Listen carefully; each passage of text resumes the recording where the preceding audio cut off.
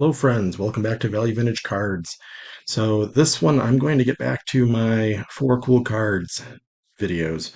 It's been a little bit since I've recorded one of these, and I've been doing a little bit of kind of player themes and different things, but this was just kind of random. I really think these are just 4 cool pieces. Card is a bit of a stretch maybe, but wanted to share. So let's get kicking here. First one I want to share with y'all. It's my only Joe Sewell. So, being someone that wants to have one of every Hall of Famer, uh, I thought I'd get something a little bit different. So, that's a 1933 Worldwide Gum. So, basically, Canadian Gouty. Looks the exact same as the regular Gouty. Some of these will have French and English on the back, some will not, and they'll strictly be the traditional back that we're used to seeing from Goudy. So this one has obviously a stamp on it. It's graded a 1. It's graded a 1 because the back is a little cray cray. The front of it's great. But one of the things that I loved about this one, I'm going to grab one Joe Sewell item at a minimum, at least to get started. It goes through and says, when they signed him, September 1920 to play shortstop after Ray Chapman had died after being hit by a pitched ball. Won the place uh, right away and played World Series that fall. So he's actually a well underappreciated Hall of Famer. But I think the write up and getting a little bit of that Ray Chapman story included with that card made it extra cool.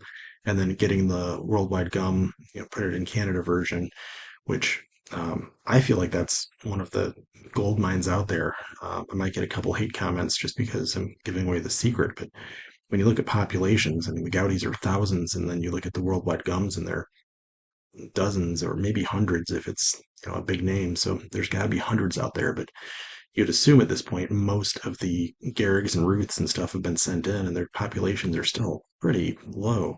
So our rough calculations is usually between 5 and 10% of what we see with Gaudi is what exists with Worldwide Gum, and they tend to sell for give or take pretty close to the same value. So stay out of my playground. I'm all in for the Worldwide Gums. I know there's a few other folks out there that are, but really, really neat set and just gives you a little different way to collect. And again, I'm always looking for things to make it scarce and tough. This next one is a big thank you to Jason. He showed his, and I started doing a little bit of digging and researching and whatnot. And um, it's inspiration is what it's all about. So there's the back of this guy. So pretty neat. Obviously, it's a Dixie lid. He showed his, and one of the first things I pointed out, and get the right way to rotate this thing, is that it is mini Manoso, but it's Minny.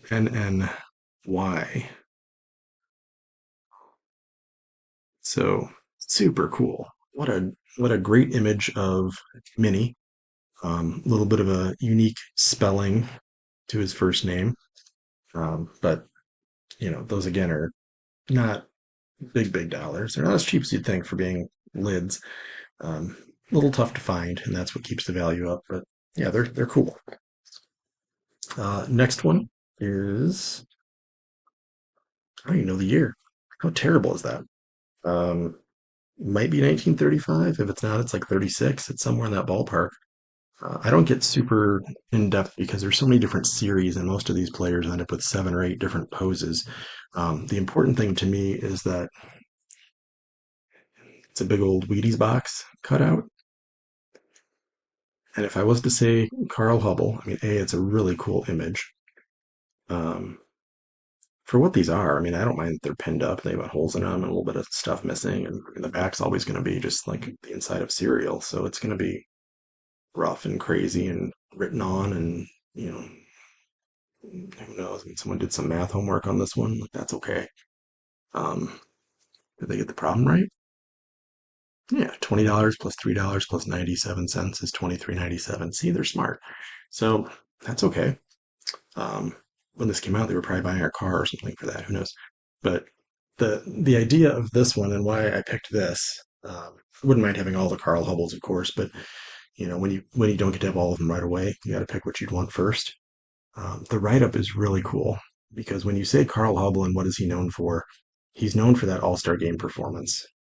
Screwball, all the fun things, but this actually gets into some really nice detail talking about what he accomplished in that 1934 All-Star game. So to me, heck of a deal, a steal. Um, what do those go for? Just to give you a ballpark, those are usually in like the $50 range. So nice ones could push 100. Really crushed ones could be dozens of dollars, um, or a dozen dollars. Literally, I've bought some for a dozen dollars. I think that one is in the neighborhood of 50. It's mostly intact. It's got some holes in it. Who cares? All the colors are super vibrant. That's what I look for. Can I see the image the way it's intended? Sure. And then is it just cool? It's got that right up. I love that. This last one is from 1960 Post. So I don't know, I guess I was going like food and cereal heavy. This one, maybe there is a theme. I don't know. Um, it's it's an unslabbed, and I will say the one thing that I wanted with that, if it's going to be unslabbed, is some type of authentication. That's a new word, right? I just did that. Uh, the condition of it's rough, but there's very, very few of these, and it's signed. So for me, a couple Manels just went in auction. Um, kind of wish I would have gone harder on the one Manel that was in rough shape because I think it went for a very, very fair price. The Manel on this set, 1960 Post, looks really cool. K-Line's cool, for sure. Great pose.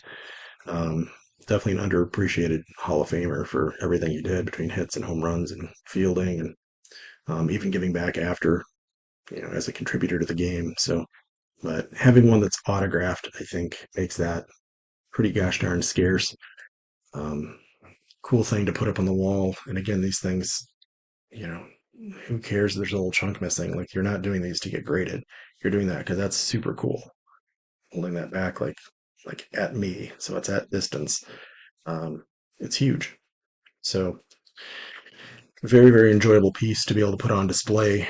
I would definitely check out Wheaties, Post, any of those kind of issues if you're looking for something to kind of accentuate and do like I have with a little display in the background. If you've got a separate room and space and some shelving to use, rock out with some of those. They're very, very affordable.